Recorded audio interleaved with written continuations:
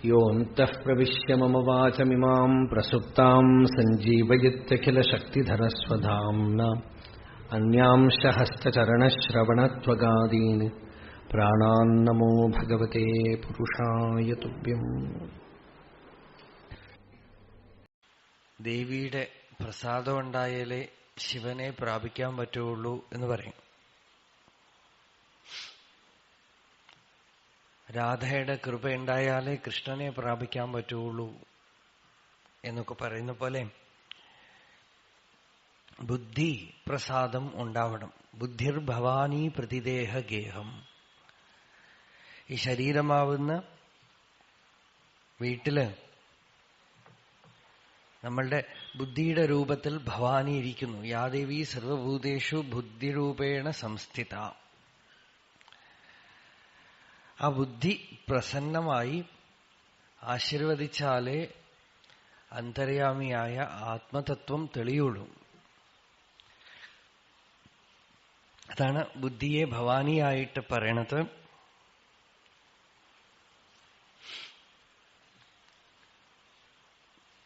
ബുദ്ധി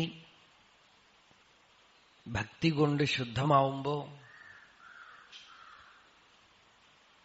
തെളിഞ്ഞ് ആത്മതത്വം പ്രകാശിപ്പിക്കും. യർഹി അബ്ജനാഭചരണേഷണയോരു ഭക്ത്യാ ചേതോമലാനി വിധമേത് ഗുണകർമ്മജാനി തസ്മിൻ വിശുദ്ധ ഉപലഭ്യത ആത്മതത്വം സാക്ഷാദ്യഥാമലദൃശോഹോ സവിതൃപ്രകാശ. നല്ല തെളിഞ്ഞ കണ്ണുകൊണ്ട് സൂര്യനെ കാണാവുന്നതുപോലെ തെളിഞ്ഞ ബുദ്ധി കൊണ്ട് ബുദ്ധിഗ്രാഹ്യം അതീന്ദ്രിയം, ഇന്ദ്രിയങ്ങൾക്ക് അതീതമായിട്ടുള്ളതായ സ്വാത്മതത്വം ബുദ്ധിക്ക് ഗ്രഹിക്കാൻ കഴിയും. അപ്പൊ ആ ബുദ്ധി ഈശ്വര വിഭൂതിയായിട്ട് തീരുന്നു. വെറും ബ്രെയിൻ അല്ല അത് തന്നെ ഭഗവത് വിഭൂതിയായിട്ട് തീരുന്നു. അപ്പൊ ആ ബുദ്ധിയെ ശ്രദ്ധാശക്തി എന്നോ ചിത്തശക്തി എന്നോ ഒക്കെ വിളിക്കാം, കൃപ എന്ന് വിളിക്കാം. എന്തായാലും ആ ബുദ്ധി വളരെ പ്രഭാവമുള്ളതായിട്ട് തീരുന്നു എന്നാണ്. ബുദ്ധി ശുദ്ധമാവുമ്പോൾ 3 തരത്തിലെ ബുദ്ധി ഉണ്ടെന്നാണ്. സ്ഥൂലബുദ്ധി, സൂക്ഷ്മബുദ്ധി, തീക്ഷ്ണബുദ്ധി. സ്ഥൂലബുദ്ധി എന്ന് വെച്ചാൽ ഒന്നും മനസ്സിലാവില്ല, പറയണതൊന്നും തെളിയില്ല, വളരെ സ്ഥൂലമായ കാര്യങ്ങൾ മാത്രമേ മനസ്സിലാവുള്ളൂ. അതാണ് ലോക സാമാന്യം. തീക്ഷ്ണബുദ്ധി എന്ന് വെച്ചാൽ ഒരുപാട് കാര്യങ്ങൾ ഗ്രഹിക്കാൻ കഴിയും. വെളിയിലുള്ള വസ്തുക്കളില് വളരെ പെട്ടെന്ന് ബുദ്ധി ചെല്ലും, അതിന്റെ വിഷയങ്ങളെയൊക്കെ ഗ്രഹിക്കും. Technical brain. ചിലരെ കാണാം, അവര് കമ്പ്യൂട്ടർ അല്ലെങ്കിൽ അങ്ങനെ എന്തെങ്കിലുമൊക്കെ ഫീൽഡില് വളരെ അവർക്കെന്തോ ജന്മസിദ്ധമായ കഴിവ് പോലെയൊക്കെ അഴിച്ചിട്ട് കൊടുത്താലൊക്കെ വീണ്ടും കൂട്ടിച്ചേർക്കും. അതുപോലെ പല ഭാഷകൾ പഠിച്ചു വയ്ക്കും, ഒരുപാട് ഭാഷകൾ അറിയാം. പല കാര്യങ്ങളും ഒരിക്കൽ കേട്ടാൽ മനസ്സിൽ വയ്ക്കും. ഇതൊക്കെ തീക്ഷ്ണബുദ്ധിയാണ്. തീക്ഷ്ണബുദ്ധി ആധ്യാത്മികത്തിന് സഹായമാവാം, പക്ഷെ നിർബന്ധമില്ല. തീക്ഷ്ണബുദ്ധി it may be a help, പക്ഷെ ഇറ്റ്സ് നോട്ട് കമ്പൽസറി. അധ്യാത്മത്തിന് വേണ്ടത് സൂക്ഷ്മബുദ്ധിയാണ്. സൂക്ഷ്മബുദ്ധിയോടുകൂടെ ശുദ്ധബുദ്ധിയാണ്. ഇപ്പൊ 4 സ്ഥൂലബുദ്ധി, സൂക്ഷ്മബുദ്ധി, തീക്ഷ്ണബുദ്ധി, ശുദ്ധബുദ്ധി. സൂക്ഷ്മബുദ്ധിയും ശുദ്ധബുദ്ധിയുമാണ് വേണ്ടത്. സൂക്ഷ്മബുദ്ധി വെളിയിലുള്ള വിഷയങ്ങളെക്കാളും കൂടുതൽ അവനവനിലുള്ള ചലനങ്ങളെയും അവനവനിൽ നടക്കുന്ന വിഷയങ്ങളെയും ഒക്കെ ശ്രദ്ധിക്കാൻ ശക്തിയുള്ളതാണ് സൂക്ഷ്മബുദ്ധി. അത് തന്നെ ശുദ്ധബുദ്ധിയും. ആ ബുദ്ധി കൊണ്ട് മറ്റുള്ളവരെ പറ്റിക്കാനോ ചതിക്കാനോ ഒന്നും പറ്റില്ല. It's not cleverness. You can call it intelligence but not cleverness. കൗശലതയോ സൂത്രപ്പണിയോ ഒന്നുമില്ല ആ ബുദ്ധിയില്. ചില ബുദ്ധി വളരെ തീക്ഷ്ണമായിരിക്കും, പക്ഷെ എങ്ങനെ ആയാലും അവര് മറ്റുള്ളവരെ പറ്റിക്കും. ഏത് രീതിയിലും മറ്റുള്ളവരെ പറ്റിക്കാനുള്ള കഴിവായിരിക്കും അത്. സൂക്ഷ്മബുദ്ധി ശുദ്ധബുദ്ധിയും കൂടെ ചേരുമ്പോ ആണ് ബുദ്ധിർഭവാനി പ്രതിദേഹഗേഹം. ആ ബുദ്ധി അന്തർമുഖമായിട്ട് തിരിയും, നമ്മളെക്കുറിച്ച് തന്നെ ചോദ്യം ചെയ്യും. അതിന് തന്നെ ശ്രദ്ധ എന്ന് പറയണത് നമ്മളെ തന്നെ കുറിച്ച് ചിന്തിക്കുകയും അന്വേഷിക്കുകയും വിചാരം ചെയ്യുകയും ഒക്കെ ചെയ്യും. ആ ബുദ്ധിയാണ് ദർഭ പറിച്ച് എടുക്കുന്ന പോലെ പഞ്ചകോശങ്ങളെയും വേർപിരിച്ചും ഉള്ളിലുള്ള ആത്മതത്വത്തിനെ തെളിവാക്കി തരണത്.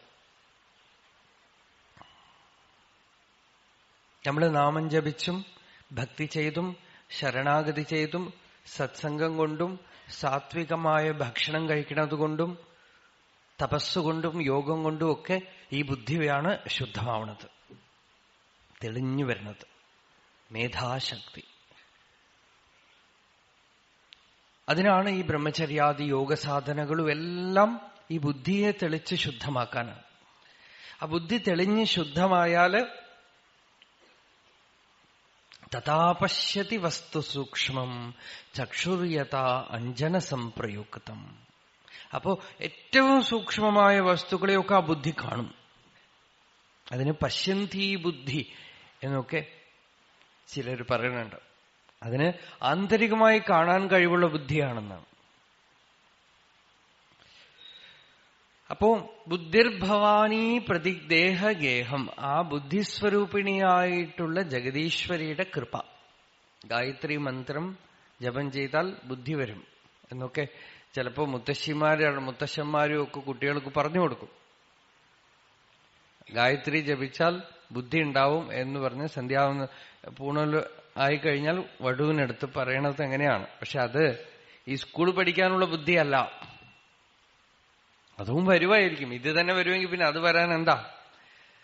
ഗായത്രിയുടെ ജപം കൊണ്ടുണ്ടാവുന്ന മേധ തന്റെ അന്തരംഗത്തിനെ ശോധനം ചെയ്യാനുള്ള ബുദ്ധിയാണ്. ഋഷികൾ നമ്മൾക്ക് ഗായത്രി മന്ത്രവും വൈദിക മന്ത്രങ്ങളും ഈ വേദവും ഒക്കെ പരമ്പരയാ കൊണ്ടുവന്ന് തന്നത് എപ്പോഴെങ്കിലുമൊക്കെ വാസ്തവത്തിലൊരു ബ്രാഹ്മണനെ ഉണ്ടാക്കാൻ പറ്റുമോ എന്നൊരു പരീക്ഷണമാണ്. അല്ലാതെ നമ്മളൊന്നും ഇപ്പൊ ബ്രാഹ്മണരെന്ന് പറയാൻ വയ്യ. കാൻഡിഡേറ്റ്സ് ഫോർ ബ്രാഹ്മണ്യം. ശരിയായ ബ്രാഹ്മണ്യം എന്താണ്? ധിഷണാശക്തി വളർന്ന് തന്നിലിരിക്കുന്ന ബ്രഹ്മാവലോകധിഷണ ഉണ്ടാവണം. അതിന് ധിഷണ എന്ന് ഭാഗവതം പറയണം. ഭഗവാനെ അറിയാനുള്ള ധിഷണ ഉണ്ടാവണം. അതിനാണ് നാമം ജപിക്കുന്നതും ഒക്കെ. ചിത്തം ശുദ്ധമാവുമ്പോ ഈ ബുദ്ധി സൂക്ഷ്മവും ശുദ്ധവുമാവുമ്പോ ബുദ്ധിർഭവാനി, അവിടെ നമുക്ക് ദേവിയെ ഹൃദയത്തിൽ നമ്മളുടെ ബുദ്ധിയായിട്ട് ദർശിക്കാം. ശാരദ എന്നൊക്കെ ദേവിക്ക് പേരപ്പോഴാണ്. ബ്രാഹ്മി, ശാരദ എന്നൊക്കെ പറയണത് ജ്ഞാനസ്വരൂപിണിയാവുമ്പോഴാണ്.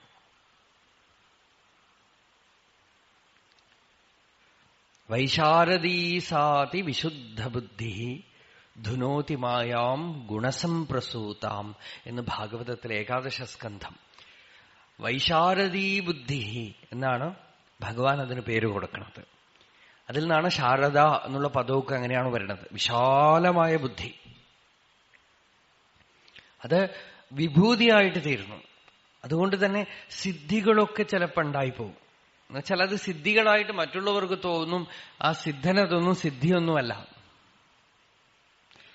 ഈ സൂക്ഷ്മമായ ഈ ബുദ്ധിയുടെ പ്രഭാവമാണ്. മാമതി, മഹാമതി എന്നൊക്കെ അതിന് പറയാം. അപ്പോ ബുദ്ധിർഭവാനി പ്രതിദേഹ ഗേഹം, ചിത്തം ശുദ്ധമാവുമ്പോ, അതിനെ തന്നെ ചിത്തമെന്നും പറയണു. ചിത്തം ശുദ്ധമാവുമ്പോ ഉള്ളിൽ ശിവദർശനം, വാസ്തവത്തിലുള്ള വിശ്വനാഥ ദർശനം, ഭഗവാന്റെ ദർശനം ഹൃദയത്തിലുണ്ടാവും. സാക്ഷി ശിവ, ആ ബുദ്ധിക്കും സാക്ഷിയായി യോ ബുദ്ധേഹേ പരതഹാതു സഹ. ഭഗവത്ഗീത. ബുദ്ധിക്ക് അപ്പുറം ഏതൊരുത്തനുണ്ടോ അവനാണിവൻ.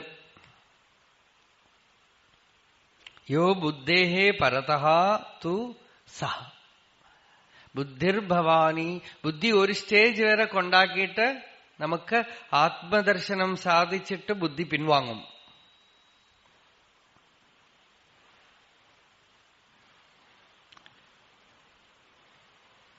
പോൾ വോൾട്ട് സ്റ്റിക്ക് പോലെയാണ്. എങ്ങനെ കണ്ടിട്ടുണ്ടോ? ആ വടി കൊണ്ടുവന്നിട്ട് ചുവട്ടിൽ കുത്തിയിട്ട് മുകളിലേക്ക് ചാടും. മുകളിലെത്തിക്കഴിഞ്ഞാൽ ആ വടി പിടിവിടണം, അല്ലെങ്കിൽ ശരിയാവില്ല അല്ലെ? അവിടെ എത്തിക്കഴിഞ്ഞാൽ വിട്ടിട്ട് silently you have to follow on that side. വടിയുടെ പിടിവിട്ടു. അതുപോലെ ബുദ്ധി ഒരു സ്റ്റേജ് വരെ കൊണ്ടുപോകും. അത് കഴിഞ്ഞാൽ ശരണാഗതി. ബുദ്ധിശ്ച ന വിചേഷ്ടത്തെ, ബുദ്ധിയും ചേഷ്ടിക്കണില്ല എന്നാണ്. അറിയേണ്ടത് അറിഞ്ഞു കഴിഞ്ഞാൽ പിന്നെ brain also should become quiet, നിശ്ചലം.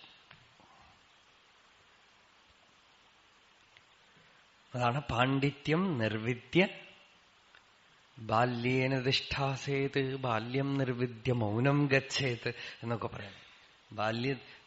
പാണ്ഡിത്യത്തിനെ വിട്ടിട്ട് ബാലനെ പോലെ ആയിട്ട് തീരും എന്നാണ്. പിന്നെ ക്രമേണ മൗനിയായിട്ട്, നിശ്ചലമായിട്ട്, ശാന്തമായി.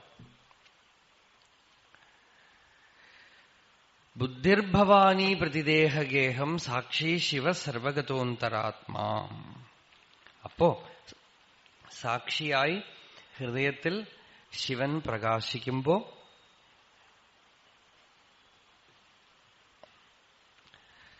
നമ്മൾക്ക് കാശി വിളങ്ങി. കാശ് എന്നുവെച്ചാൽ പ്രകാശിക്കുക എന്നർത്ഥം.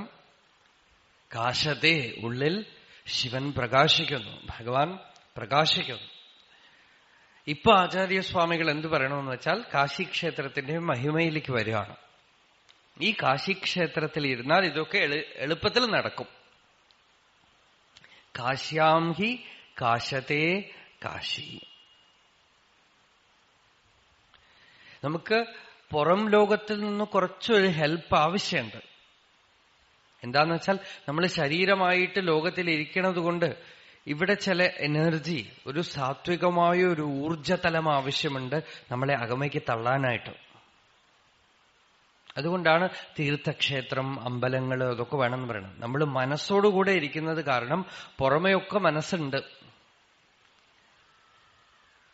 ഇവിടെയൊക്കെ എന്താണ്, ഇവിടെ ഒരു ടി വി വെച്ചാൽ, കേബിൾ ടി വി വെച്ചാൽ എല്ലാം സാധനവും അതിന്റെ ഉള്ളിൽ കൂടെ വരണില്ലേ? അതിന്റെയൊക്കെ വൈബ്രേഷൻസ് ഒക്കെ ഉണ്ട് ഈത്തറില്. അതിന് പിടിച്ചെടുക്കാൻ ഒരു സാധനം വന്നു കഴിഞ്ഞാൽ ഒക്കെ പിടിച്ചെടുക്കുന്നുണ്ട്. അതുപോലെ ഒരുപാട് ചിത്തവൃത്തികളും വാസനകളും വിഷയവാസനകളും ഒക്കെ ചുറ്റും അലതല്ലിക്കൊണ്ടിരിക്കുന്നുണ്ട്. ഒരു മുറിയിൽ ഒരാൾ കുറെ കാലം ജീവിച്ചാൽ ആ മുറിയിൽ അയാളുടെ ചിത്തവൃത്തികളും വാസനകളുടെ ഒക്കെ ഇൻഫ്ലുവൻസ് അവിടെ ഉണ്ടാവും. ഇത് ഒരു ലെവലിന് മേലെ പോയാൽ കുഴപ്പമില്ല, അവരെ ബാധിക്കില്ല. വളരെ ചുവട്ടിലിരിക്കുന്ന ആളുകളെയും ബാധിക്കില്ല. ആധ്യാത്മികമായി പുരോഗമിച്ചുകൊണ്ടിരിക്കുന്ന ആളുകൾ വളരെ സെൻസിറ്റീവ് ആവും. അവർക്കാണ് ഇതൊക്കെ ബാധിച്ചു തുടങ്ങുന്നത്. അവര് രണ്ടും കെട്ടാനായിട്ടുള്ള സ്ഥിതിയാണ്. ആത്തണ്ണ് തൊട്ടോ അമ്മാത്തൊട്ട് എത്തിയിട്ടുമില്ല എന്നുള്ള മട്ടിലാണ്. അപ്പൊ നടുവില് കുറച്ച് ബുദ്ധിമുട്ടാണ്. അപ്പോഴാണ് എല്ലായിടത്തും ഇരിക്കാനൊന്നും പറ്റില്ല, എല്ലാ ഭക്ഷണം കഴിക്കാനൊന്നും പറ്റില്ല, എല്ലാവരുടെ കൂടെ ചേരാൻ പറ്റില്ല, എല്ലാ സ്ഥലവും ഒന്നും അവർക്ക് പറ്റിവരില്ല. ശൃംഗേരിയിൽ ഇതിനു മുമ്പ് ഉണ്ടായിരുന്ന അഭിനവ വിദ്യാതീർത്ഥ സ്വാമികളെ ഒരു സ്ഥലത്ത് കൂട്ടിക്കൊണ്ടുപോയ ഒരാൾ ഒരു കഥ പറഞ്ഞിട്ടത്. ഒരു വലിയ കെട്ടിടം തയ്യാറാക്കിയിരുന്നു താമസിക്കാനായിട്ട്. ആ കെട്ടിടത്തില് സ്വാമി താമസിക്കാൻ വന്നപ്പോ വന്ന ഉടനെ അദ്ദേഹം ആദ്യം ആ വീട് മുഴുവൻ ചുറ്റി അങ്ങോട്ട് നോക്കിയിട്ട് അതിലൊരു മുറി പൂട്ടി വെച്ചിരുന്നു. അപ്പൊ അദ്ദേഹം ആ മുറി തുറക്കാൻ പറഞ്ഞു. ആ മുറിയിൽ കുറച്ച് ആർട്ടിക്കിൾ സാധനങ്ങളൊക്കെ ഉണ്ട് ആരുടെയോ. ഞാൻ ഈ മുറിയിൽ താമസിക്കാമെന്നു. അപ്പോ ആ വീട്ടിലെ ഓണർ, ആ വീട്ടിലെ എല്ലാ സ്ഥലവും ഒഴിഞ്ഞു കിടന്നതാണ്. എന്നാൽ അദ്ദേഹം സെലക്ട് ചെയ്തത് ഈ മുറിയാണ്. ഈ മുറി പൂട്ടിക്കിടന്നതാണ്. അപ്പോ ആ വീട്ടിലെ ഓണർ പറഞ്ഞു, ഇവിടെ മാതിരി ഒരു ചെറുപ്പക്കാരൻ ഈ മുറിയിൽ താമസിക്കുന്നുണ്ട്. അയാൾ ഇവിടെ ഒരു ഗവൺമെന്റ് ഓഫീസിൽ ജോലിയാണ്. അയാളിപ്പോ സ്വാമികളിവിടെ വരുന്നത് കൊണ്ട് തൽക്കാലത്തേക്ക് മാറി താമസിച്ചതാണ്. അതുകൊണ്ട് അയാളുടെ ആർട്ടിക്കിൾസ് ഒക്കെ ഈ മുറിയിലുണ്ട്. അയാൾ ബ്രാഹ്മണനല്ല, എന്നൊക്കെ പറഞ്ഞു. അപ്പൊ സ്വാമി പറഞ്ഞു കുഴപ്പമില്ല, അയാളെ വിളിക്കുന്നു. അപ്പൊ അയാളെ വിളിച്ച് നീ എന്തെങ്കിലുമൊക്കെ അധ്യാത്മ സാധന എന്തെങ്കിലും ചെയ്യണുണ്ടോ എന്ന് ചോദിച്ചു. അയാൾ പറഞ്ഞു ഞാനൊന്നും വേറെ പ്രത്യേകിച്ചൊന്നുമില്ല, രാവിലെ എണീറ്റിട്ട് ഒരു 2 മണിക്കൂർ നേരം നാമജപം ചെയ്യും, അത് ദിവസം ഒരു നിഷ്ഠയായിട്ട് വെച്ചുകൊണ്ടിരിക്കുകയാണ്. അതുകൊണ്ടാണ് എനിക്കും ഈ മുറിയിൽ വന്നിരിക്കാൻ തോന്നിയത്. ഞാൻ ഇവിടെ തന്നെ താമസിച്ചോളാം എന്ന് പറഞ്ഞാൽ ആ റൂം ക്ലീൻ ചെയ്തിട്ട് അവിടെയാണ് അദ്ദേഹം പോണ വരെ താമസിച്ചത്. ബാഹ്യമായി സാന്നിധ്യം നമുക്ക് വളരെ പ്രധാനമാണ്. ഒരു സ്റ്റേജിൽ എത്തുന്ന വരെ പ്രധാനമാണ്. ഉയർന്ന ജ്ഞാനികൾ പോലും അത്തരത്തിലുള്ള സ്ഥലങ്ങളെയാണ് പലപ്പോഴും തിരഞ്ഞെടുക്കുന്നത്. എല്ലായിടത്തൊന്നും അവരും പോയി ഇരിക്കണില്ല. പിന്നെ ജ്ഞാനികളായി തപസ്വികളായിട്ടുള്ളവര് ഇരുന്ന് കഴിയുന്ന സ്ഥലങ്ങൾ പലപ്പോഴും പ്രബലമായ തീർത്ഥക്ഷേത്രങ്ങളായിട്ട് മാറുകയും ചെയ്യും. അപ്പോ പുറമേക്ക് അല്പം തീർത്ഥീകൃതമായ പവിത്രമായ ശാന്തമായ ഭക്തിയുടെ ഒരു അന്തരീക്ഷം, സംസ്കാരത്തിന്റെ ഒരു അന്തരീക്ഷം ഉണ്ടെങ്കിൽ കാശ്യാം ഹി കാശത്തെ കാശി. അതുകൊണ്ട് വെളിയിലുള്ള കാശിയിൽ പോയിരിക്കുമ്പോൾ ഉള്ളിൽ കാശി പ്രകാശിക്കണമെന്ന്. അരുണാചലത്തിൽ വരുമ്പോ പല ഭക്തന്മാർക്ക് അതാണ്, ഇവിടെ തന്നെ ഇരുന്ന് കളയാം, എവിടെയും പോണ്ട. ചിലരൊക്കെ അങ്ങനെ വെസ്റ്റേൺ അമേരിക്കയിൽ നിന്നൊക്കെ വന്നവരൊക്കെ ചിലര് അവിടെ വന്നു കഴിഞ്ഞിട്ട് പാസ്പോർട്ടും വിസയും ഒക്കെ തീ വെച്ച് നശിപ്പിച്ചവരുണ്ട്. ഇനി തിരിച്ചു പോകണമെന്ന് തോന്നാൻ പാടില്ല എന്നുണ്ട്. അവർക്ക് പിന്നെ പ്രശ്നമൊക്കെ ഉണ്ടാവും ഗവൺമെന്റ് എന്നൊക്കെ, എന്നാലും അങ്ങനെ ചെയ്തവരൊക്കെ ഉണ്ട് എനിക്കറിയുന്നത്. പലരും പറയും ഞങ്ങളുടെ രാജ്യത്തില് ഒരാൾ എന്നോട് പറഞ്ഞു, ഞങ്ങളുടെ രാജ്യത്തില് ഇത്രയൊന്നും തിരക്കില്ല, ഇത്രയൊന്നും പൊല്യൂഷൻ ഇല്ല, ധാരാളം തരിശുഭൂമികളും കാടുകളും ഒക്കെ ഉള്ള രാജ്യമാണ്. പക്ഷേ എന്നാലും അവിടെ പോയിട്ട് എനിക്ക് ഇതുപോലെ ധ്യാനിച്ചുകൊണ്ടും ഇതുപോലെ അധ്യാത്മ സാധന ചെയ്തുകൊണ്ടും ഇരിക്കാൻ പറ്റില്ല. It's very difficult. അവിടെ പോയി കഴിഞ്ഞാൽ തന്നെ അന്തരീക്ഷം മാറും. എന്ത് ചെയ്യാൻ പറ്റും? ഇതൊന്നും പക്ഷെ എല്ലാവരോടും പറയാൻ പറ്റില്ല. ഇവിടുന്ന് പ്രാരബ്ധം കൊണ്ട് അവിടെ പോയി വീണവനോട് എവിടെയിരുന്നും ഭഗവത് ധ്യാനം ചെയ്യാം, എവിടെയിരുന്നും ആത്മവിചാരം ചെയ്യാം എന്നേ പറയാൻ പാടുള്ളൂ. അത് സത്യവുമാണ്. കുറച്ച് വിൽ പവർ ഉണ്ടെങ്കിൽ, വേണമെന്നുണ്ടെങ്കിൽ ചക്ക വേരിലും കാക്കിന്ന് പറയണ പോലെ വേണമെന്നുണ്ടെങ്കിൽ നമ്മളുടെ പ്രാരബ്ധം കൊണ്ട് നമ്മൾ എവിടെ പോയി വീണ് കിടക്കുകയാണെങ്കിലും അവിടെയും it is possible to spiritually progress. അവിടെയും തീർത്ഥക്ഷേത്രങ്ങൾ ഉണ്ടാവാം. അവിടെയും നമ്മളെ അങ്ങനെയുള്ള സ്ഥലങ്ങളിൽ കൊണ്ടുചെന്നാക്കാം. എവിടെയും ഉണ്ടാവും. തീർത്ഥക്ഷേത്രങ്ങളും മഹാത്മാക്കളും ഇല്ലാത്ത സ്ഥലമില്ല എന്നാണ് വാൽമീകി രാമായണത്തിൽ രാമൻ പറയുന്ന, സർവത്ര ഖലു ദൃശ്യന്തേ സാധവോ ധർമ്മചാരിണഃ ശൂരാ ശരണ്യാ സൗമിത്രേ തിര്യഗ്യോനികതേഷ്വപീന്ന്.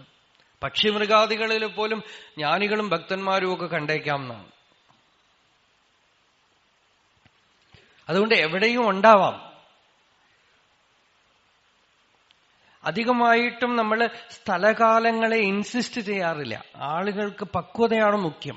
അധികാരിണമാശാസ്തേ ഫലസിദ്ധിർ വിശേഷതഃ ഉപായാഹ ദേശകാലാദ്യാഹ സന്ത്യസ്മിൻ സഹകാരിണഃ. വിവേക ചൂടാമണിയിൽ ആചാര്യസ്വാമികൾ പറയുന്നു, ഇന്ന ദേശത്തിൽ ഇരിക്കുക, ഇന്ന സമയത്തിൽ ജനിക്കുക എന്നുള്ളതൊക്കെ സഹകാരി കാരണങ്ങളാണ്. പക്ഷേ അത് മുഖ്യമല്ല. അധികാരിയാണോ ഒരാൾ എന്നുള്ളതാണ് മുഖ്യം, whether he's ripe or not. അല്ലെങ്കിൽ കാശിയിലിരിക്കുന്നവരൊക്കെ ജ്ഞാനികളും ഭക്തന്മാരും ആവണമല്ലോ. അവിടെ മുഴുവൻ വ്യാപാരികളും തട്ടിപ്പറിയും ഒക്കെ ആയിട്ട് നടക്കാൻ കാരണം എന്താ? അങ്ങനെയുള്ള ആളുകൾ അവിടെ ചെല്ലുമ്പോ ഈ തീർത്ഥക്ഷേത്രത്തിന്റെ സാന്നിധ്യം കാരണം അവരുടെ അത്തരം വാസനകളൊക്കെ കൂടുതൽ പ്രബലമായി പ്രവർത്തിക്കും. അതും കണ്ടിട്ടുണ്ട്. തിരുവണ്ണാമലയില് അരുണാചലത്തില് ഒരു വശത്ത് ജ്ഞാനജിജ്ഞാസുകളൊക്കെ വരുമ്പോ വേറൊരു വശത്ത് അവിടെയുള്ള ആളുകളെ കണ്ടാൽ നമ്മൾ ആശ്ചര്യപ്പെട്ടു പോകും.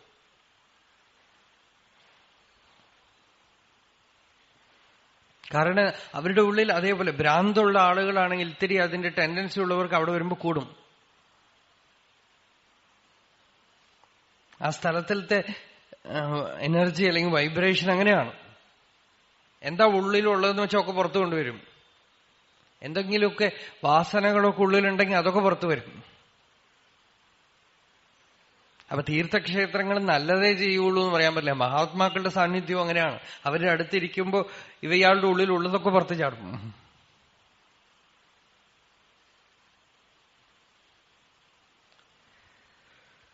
അപ്പൊ കാശിയിലിരുന്നാൽ അകമേക്കുള്ള കാശി പ്രകാശിക്കാൻ അനുകൂല സാഹചര്യം. സന്ധ്യസ്മിൻ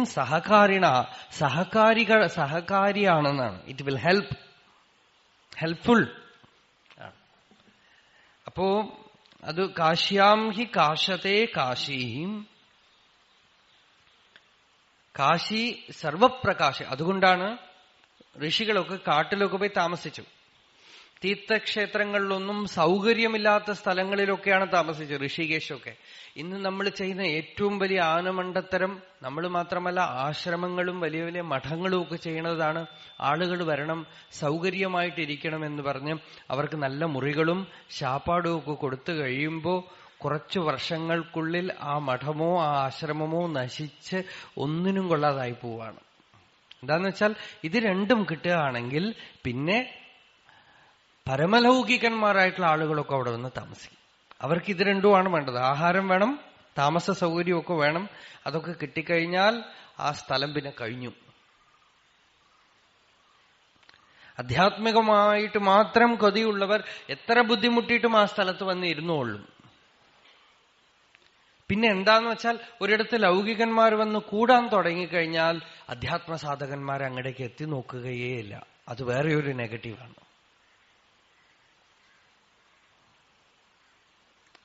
പല മഠാധിപതികൾക്കൊക്കെ പറ്റണ കുഴപ്പം അതാണ്. അവരുടെ ചുറ്റും പരമലൗകികന്മാരും വ്യാപാരികളും പണക്കാരുമായിട്ടുള്ള ആളുകളും ആണ് അവർക്ക് വേണ്ടതെന്ന് വരുമ്പോ അധ്യാത്മസാധകന്മാർക്ക് 7 അയലത്ത് അടുക്കാൻ പറ്റില്ല, അടുത്ത് പോകൂല്ല, ആരും പോകൂല്ല, ഒന്നുമില്ല.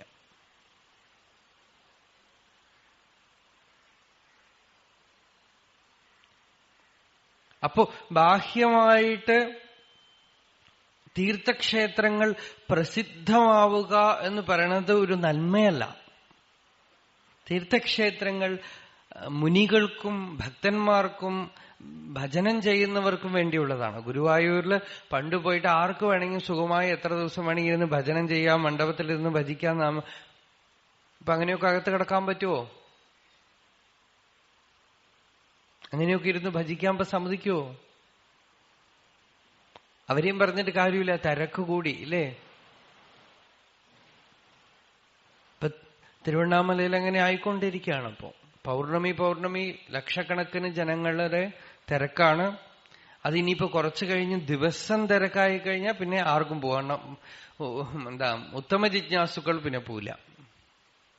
ഇതിപ്പോ പൗർണമി തിരക്കായതുകൊണ്ട് ബാക്കിയുള്ള ദിവസം പോവാൻ പാടില്ല എന്ന് ആളുകൾ ധരിച്ചിട്ടുണ്ട്. അതുകൊണ്ട് രക്ഷപ്പെട്ടു.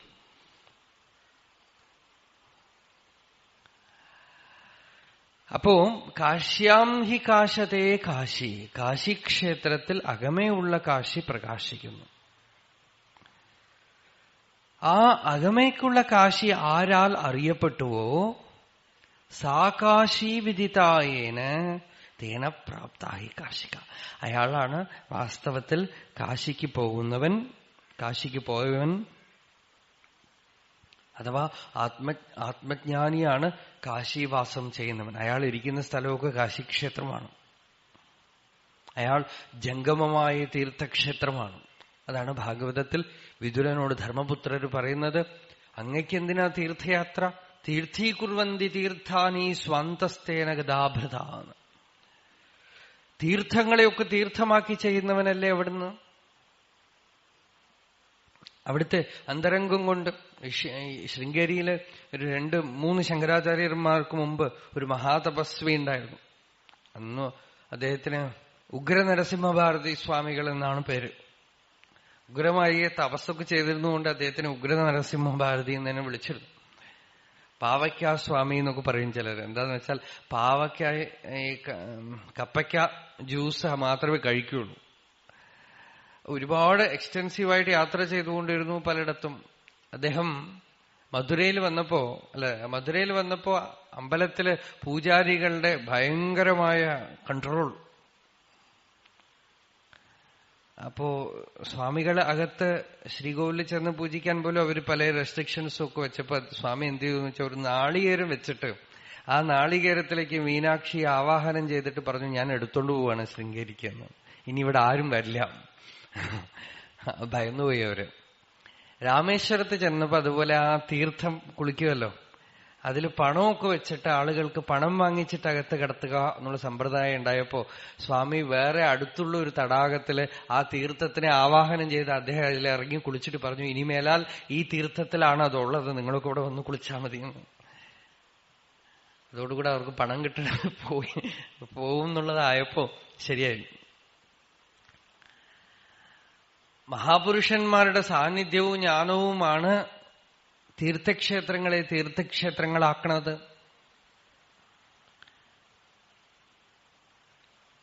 അവർക്ക് സ്വയം അവര് ഹൃദയത്തിൽ ഭഗവാനെ കൊണ്ട് നടക്കുന്നത് കൊണ്ട് അത് പവിത്രം ചെയ്യുന്നു. ആ തീർത്ഥക്ഷേത്രങ്ങൾ എന്തിനു വേണ്ടിയാ? നമുക്കും ഭഗവത് സാക്ഷാത്കാരവും ഭക്തി ഉണ്ടാവാൻ വേണ്ടിയിട്ടാണ്. അതൊക്കെ ഭൗതിക പുരോഗതിക്ക് വേണ്ടിയാണെന്ന് ധരിച്ചു പോകുമ്പോ സാധാരണ ജനങ്ങൾ കൂടുകയും സാധാരണ ജനങ്ങൾ കൂടുമ്പോ ഗവൺമെന്റിന് അതിൽ കണ്ണുവരും, രാഷ്ട്രീയക്കാർക്ക് കണ്ണുവരും. അങ്ങനെയാണ് നമ്മളുടെ അമ്പലങ്ങളൊക്കെ നമുക്ക് നഷ്ടപ്പെട്ടു പോയത്.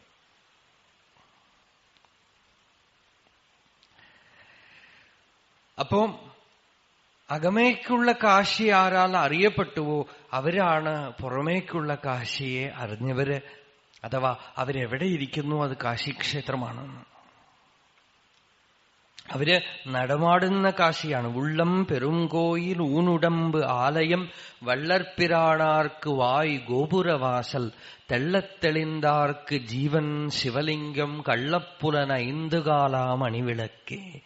തിരുമൂലർ പാടി, ഉള്ളം പെരുങ്കോയിൽ ഊനുടമ്പ് ആലയം വള്ളപ്പിരാണാർക്ക് വായ് ഗോപുരവാസൽ തെള്ളത്തെളിന്താർക്ക് ജീവൻ ശിവലിംഗം കള്ളപ്പുലൻ ഐന്തുകാലാം അണിവിളക്കേ. ഹൃദയം ശ്രീകോവിലാണ്. ഉള്ളം പെരുംകോയിൽ ഊനുടമ്പ് ആലയം.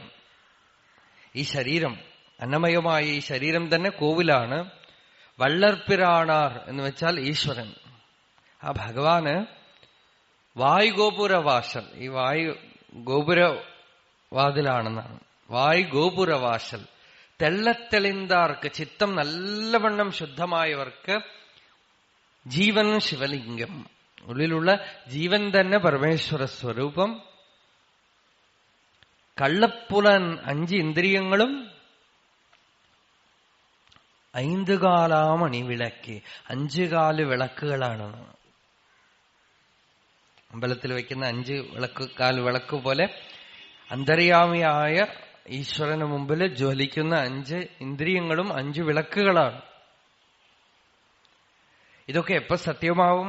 ഉള്ളില് അന്തര്യാമിയായ സ്വാമിയെ അഥവാ ഭഗവാനെ, ഈശ്വരനെ അറിഞ്ഞു കഴിയുമ്പോൾ അയാൾ ജംഗമതീർത്ഥമായിട്ട് തീരും.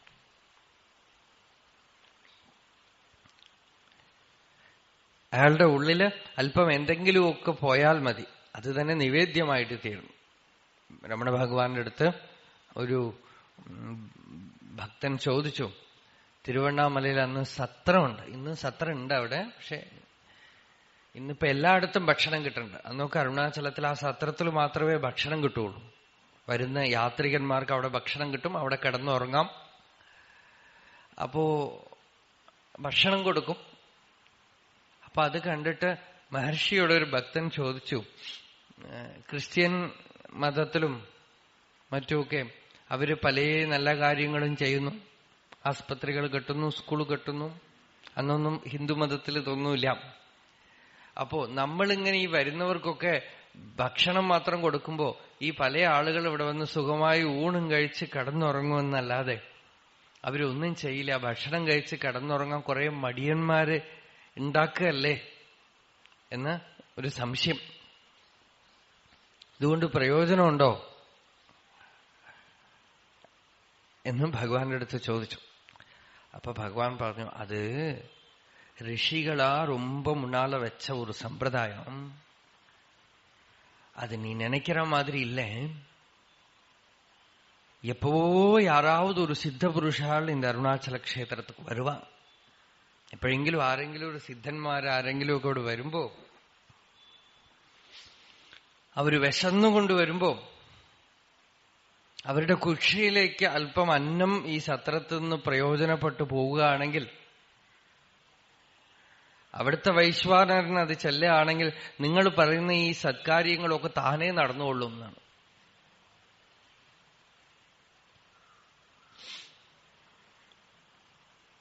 എല്ലാം നടന്നുകൊള്ളുന്നു. അവരുടെ ഹൃദയത്തിൽ ഇരിക്കുന്ന ഭഗവാൻ പ്രസന്നനായാൽ, അവരെ പ്രീതിപ്പെടുത്തിയാൽ ഒക്കെ താനേ നടന്നുകൊള്ളും.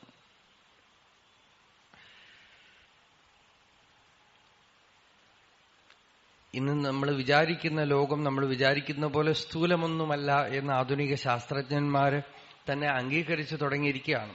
റീസണിന്റെ കാലമൊക്കെ കഴിഞ്ഞു പോയിരിക്കുന്നു. റാഷണൽ ആയിരിക്കണം എന്ന് പറഞ്ഞ് ഒരു കാലം മുമ്പ് വരെ യുക്തി ചിന്തയുടെ കാലമായിരുന്നു. ഇപ്പൊ ആളുകൾക്ക് യുക്തി ചിന്തയ്ക്ക് അപ്പുറമുള്ള പല മണ്ഡലങ്ങളും കണ്ടു കഴിഞ്ഞു. അതുകൊണ്ട് ഇതൊന്നും ചോദ്യം ചെയ്യാൻ പാടില്ല.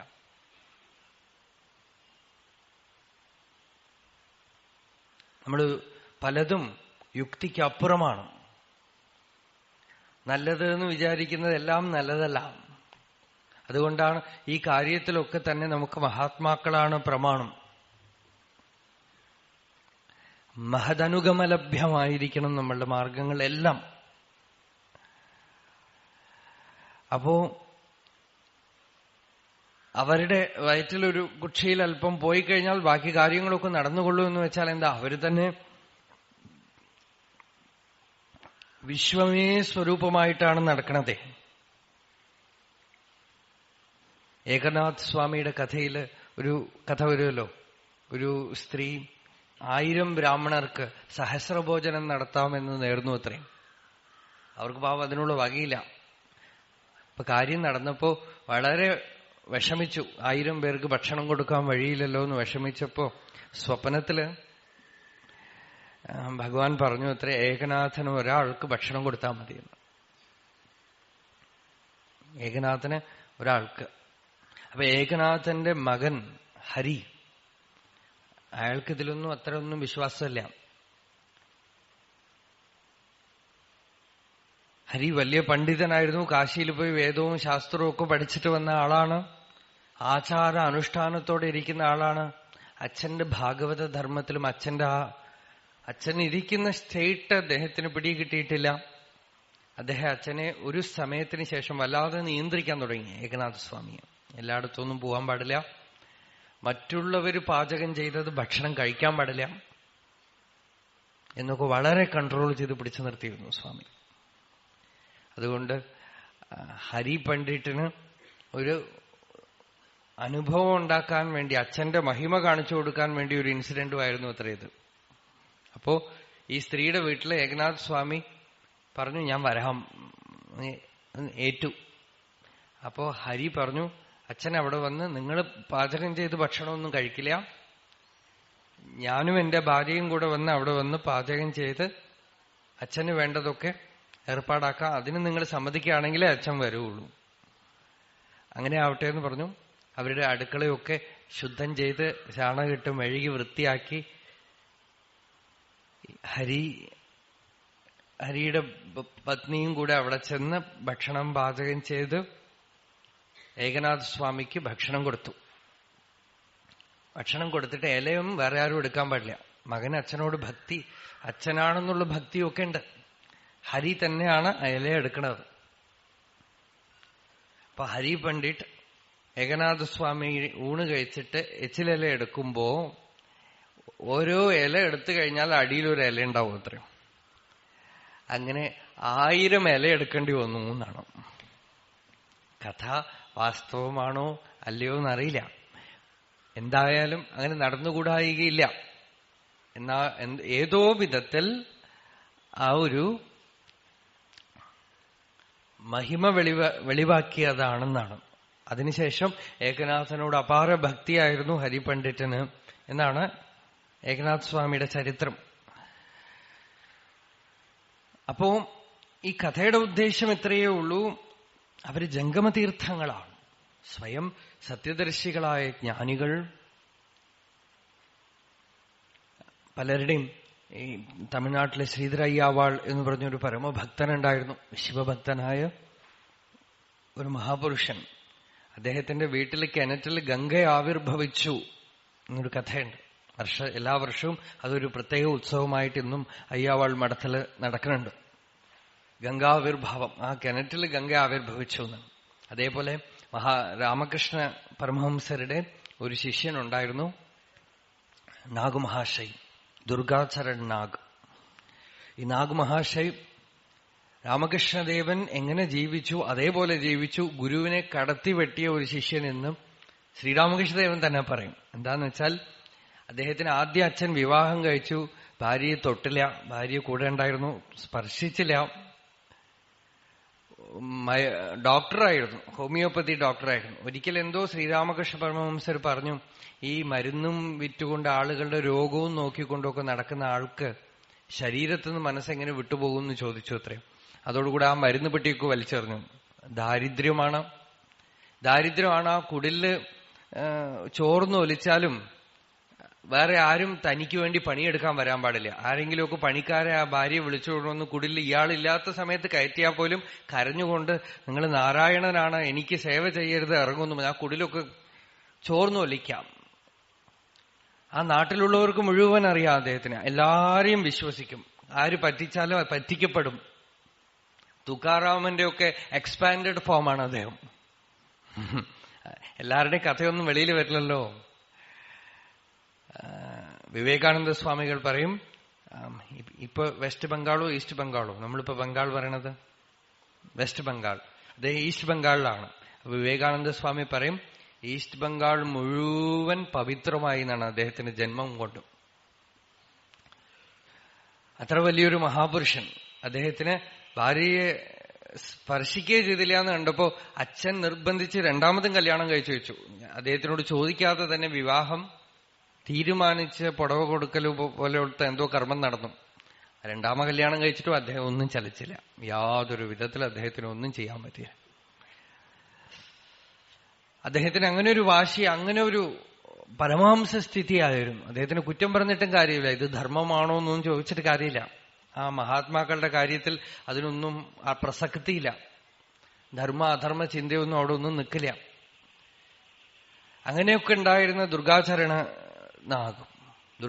നാഗ് അദ്ദേഹത്തിന്റെ വീട്ടിൽ ഒരിക്കലും ചില അതിഥികളൊക്കെ രാത്രി നല്ല മഴയത്ത് വീട്ടില് ചെന്നപ്പോ അതിഥികൾക്ക് ഭക്ഷണം കൊടുക്കണം, വിറകില്ല, വീട്ടിന് തൂണ് വെട്ടി, വീണ് നിൽക്കുന്ന തൂണൊന്ന് വെട്ടിയെടുത്തിട്ട് വിറകായിട്ട് ഇട്ടിട്ട് അതുകൊണ്ട് ഭക്ഷണം ഉണ്ടാക്കിയിട്ട് കൊടുത്തു അത്രയും.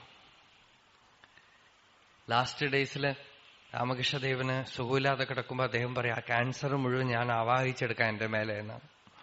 രാമകൃഷ്ണദേവൻ പറഞ്ഞു, ഒന്നും വേണ്ട, നീ വിചാരിച്ചാൽ നടക്കും, പക്ഷെ അതൊന്നും ചെയ്യരുതെന്ന്. ആ ദുർഗാചരൺ നാഗ് അവരുടെ അച്ഛൻ ചീത്ത പറഞ്ഞുകൊണ്ടേയിരിക്കും അദ്ദേഹത്തിനെ. എന്നാൽ അച്ഛനെയൊക്കെ സേവ ചെയ്തുകൊണ്ടിരിക്കും. അപ്പൊ അച്ഛന് വലിയ ആഗ്രഹമായിരുന്നു, എന്തോ ഒരു പ്രത്യേക വിശേഷ ദിവസം ഗംഗാസംഗമത്തിൽ പോയി ഗംഗയിൽ പോയി കുളിക്കണം. അപ്പൊ അച്ഛനൊന്നും പോവാനൊന്നും കഴിഞ്ഞില്ല. അദ്ദേഹം കൂട്ടിക്കൊണ്ടുപോയില്ല എന്തോ. അപ്പോ പറയാണ്, നീ ഇത്ര വലിയ ഭക്തനാണല്ലോ, ഒന്ന് ഗംഗാസ്നാനത്തിന് ഈ ദിവസം പോയി ഗംഗയിൽ പോയി കുളിച്ചിട്ട് വരേണ്ടതല്ലേ? അപ്പൊ നാഗമഹാശയ പറഞ്ഞു, അച്ഛന് അങ്ങനെ വേണമെന്നുണ്ടെങ്കിൽ, ഗംഗാമാതാവിന് നമ്മളെ കാണണമെന്നുണ്ടെങ്കിൽ നമ്മളുടെ വീട്ടിൽ ഗംഗ വരും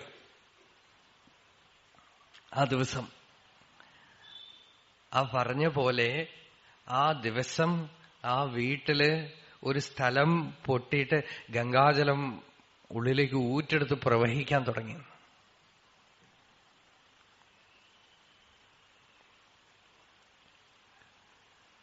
അങ്ങനെയുള്ളവരാണ് ജംഗമതീർത്ഥങ്ങളാണ് വരും.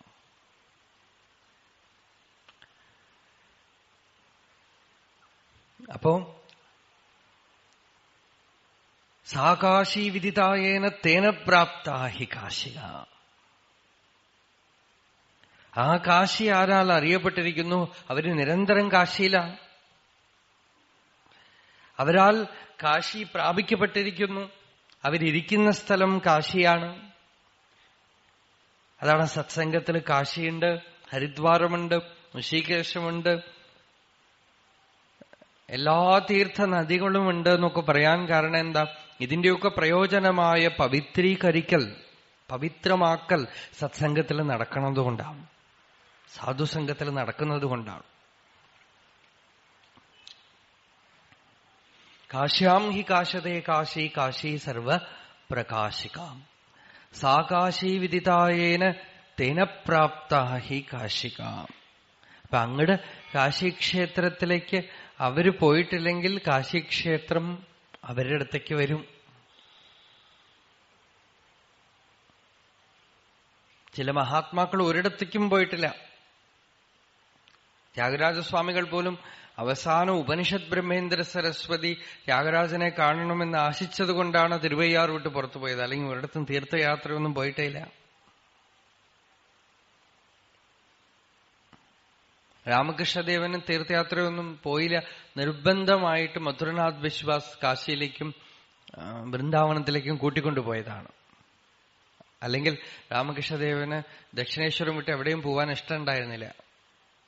ആ യാത്ര പോയിട്ട് വന്ന ശേഷം പിന്നെ എങ്ങോട്ടും പോയില്ല. ചന്ദ്രശേഖര ഭാരതി സ്വാമികൾ മഠാധിപതിയായ ശേഷം 6 വർഷത്തേക്ക് ശൃംഗേരി വിട്ടു പോയില്ല. പിന്നെ എല്ലാവരും കൂടെ നിർബന്ധിച്ച് അങ്ങ് മഠാധിപതിയാണ്, യാത്ര ചെയ്യണം എന്നൊക്കെ പറഞ്ഞ് അദ്ദേഹത്തിനെ കൂട്ടിക്കൊണ്ടുപോയി.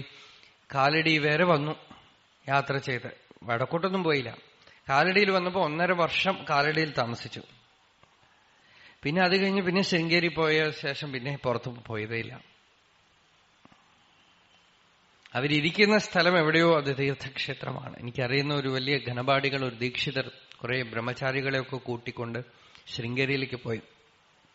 അപ്പൊ അതിലൊരു ബ്രഹ്മചാരി ആയിട്ട് ഇരുന്ന ആള് ഇന്ന് അദ്ദേഹത്തിന് 80 വയസ്സായി കഴിഞ്ഞു. അദ്ദേഹനോട് പറഞ്ഞു, സ്വാമികള് അന്തർമുഖമാണ്, കാണാൻ പറ്റില്ല എന്ന് പറഞ്ഞു. ശൃംഗേരിയിൽ എപ്പോഴാ പുറത്തു വരിക എന്നറിയില്ല. അദ്ദേഹം അങ്ങനെയായിരുന്നു ഒരു സ്റ്റേജിൽ. ചിലപ്പോ കുറേ കാലം ആർക്കും, ഭക്തന്മാർക്കൊന്നും ഡിവോട്ടീസിനൊന്നും പോണെ കാണാനൊന്നും പറ്റില്ല, കാണൂല. അപ്പോ അടുത്ത ദിവസം ഇവര് തിരിച്ചു പോവാൻ നിൽക്കുമ്പോഴാണ് സ്വാമികൾ പുറത്തു വന്നിട്ടുണ്ട് എന്നൊക്കെ പറഞ്ഞു. അന്നൊരു ചെറിയൊരു പാലം പോലെ ഉണ്ടായിരുന്നു. അതിലൂടെ കുറെ ദിവസങ്ങളായതുകൊണ്ട് ദീക്ഷയൊക്കെ വളർന്നു. അദ്ദേഹം പറഞ്ഞു, ആ ദർശനം അദ്ദേഹത്തിന് ഇപ്പോഴും ഈ വയസ്സിൽ ഓർമ്മയുണ്ട്. മഹാത്മാക്കളെ കണ്ടത് മറക്കുകയില്ല, ബാക്കിയൊക്കെ മറന്നുപോകും. അവർ ആത്മസ്വരൂപികളാണ്, അതുകൊണ്ട് കണ്ടാതെ മറക്കില്ല. അപ്പൊ ആ വൃദ്ധൻ ഇപ്പൊ എന്നോട് പറഞ്ഞു, ഏതോ വേദകാലത്തിലെ ഋഷികളെ കാണുന്ന പോലെ ഉണ്ടായിരുന്നു. അപ്പൊ ഒക്കെ താടിയും തലയും ഒക്കെ ആയിട്ട് കുറെ കാലമായി. പോയി നേരെ ശാരദാംബ ക്ഷേത്രത്തിൽ പോയി തൊഴുതു. നേരെ തിരിച്ച് പോണ വഴിയിൽ ദീക്ഷിതരെ കണ്ടപ്പോ ദീക്ഷിതരടുത്ത് എന്തോ 2 വാക്ക് പറഞ്ഞു. യാഗം ചെയ്യാൻ പോണെന്ന് എന്തോ പറഞ്ഞു. അപ്പൊ യാഗത്തിനെ കുറിച്ച് എന്തോ 2 വാക്ക് പറഞ്ഞിട്ട് പോയി. കുറച്ച് കഴിഞ്ഞ് ദീക്ഷയൊക്കെ എടുത്തിട്ട് തുംഗഭദ്ര നദിയിൽ കുളിക്കാൻ വന്നപ്പോ ദീക്ഷിതർ പറഞ്ഞു അത്രയും, ഇവരൊക്കെ മാധ്യാഹ്നിക ജപത്തിന് ഇരിക്കുകയാണ്. അപ്പൊ അവരോടൊക്കെ പറഞ്ഞു, ഇപ്പൊ ജപമൊന്നും വേണ്ട, അദ്ദേഹം കുളിക്കുമ്പോ കുളിക്കുക, അത് തന്നെ ഗംഗാസ്നാനം, ഇത് തന്നെ സർവ്വതീർത്ഥ സ്നാനം. അദ്ദേഹം മുങ്ങുമ്പോ കൂടെ മുങ്ങാം. ആ ജലം അവിടെ സ്പർശിച്ചിട്ട് ഇങ്ങനെ ഒഴുകി വരികയാണ്. സ്വാമികൾ അവിടെ കുളിക്കുന്നുണ്ട്, ഇവിടെ കുളിക്കാം നമുക്ക്. ഇത് തന്നെ ഇപ്പൊ സർവ്വതീർത്ഥ സ്നാനം. അത് കഴിഞ്ഞിട്ട് പിന്നെ നിങ്ങൾ ജപമോ എന്ത് വേണമെങ്കിൽ ചെയ്തോളൂ, ഇപ്പൊ ജപമൊന്നും വേണ്ട എന്ന് പറഞ്ഞ് വലിച്ചുകൊണ്ട് പോയി അവരെ കൊണ്ടുപോയിട്ട് തുംഗഭദ്രയിൽ സ്നാനം ചെയ്യിപ്പിച്ചു എന്നാണ്. അപ്പോ സാതീർത്ഥവർയാമണികർണികാച്ച്, ഏറ്റവും വലിയ തീർത്ഥം സത്സംഗമാണ്, സാധുസംഗമാണ്. കാശ്യാം ഹി കാശതേ കാശി കാശി സർവപ്രകാശിക സാ കാശി വിധിതായേന തേന പ്രാപ്ത ഹി കാശിക. അകമേയുള്ള ആത്മതത്വം ആരാൽ അറിയപ്പെട്ടുവോ അവരാലാണ് കാശി കാണപ്പെട്ടത്, കാശിയിലേക്ക് പോകപ്പെട്ടത്. കാശീക്ഷേത്രം ശരീരം ത്രിഭുവനജനനീ വ്യാപിനി ജ്ഞാനഗംഗ ഭക്തിശ്രദ്ധാഗയേയം നിജഗുരുചരണധ്യാനയോഗ പ്രയാഗ വിശ്വേശോയം തുരീയ സകലജനമന സാക്ഷിഭൂതോന്തരാത്മാ ദേഹേ സർവം മദീയേ യദി വസതി പുനഃ തീർത്ഥമന്യത് കിമസ്തി. സർവേപി സുഖിനഃ സന്തു സർവേ സന്തു നിരാമയാഃ സർവേ ഭദ്രാണി പശ്യന്തു മാ കശ്ചിത് ദുഃഖഭാഗ് ഭവേത് യതോ മമാത്മാ ഭവസി ത്വമേവ തതോ ന വാച്യം മമ കിഞ്ചിദസ്തി യഥാ തവേഷ്ടം കുരു മാം തഥൈവ ത്വാം ആത്മനാഥം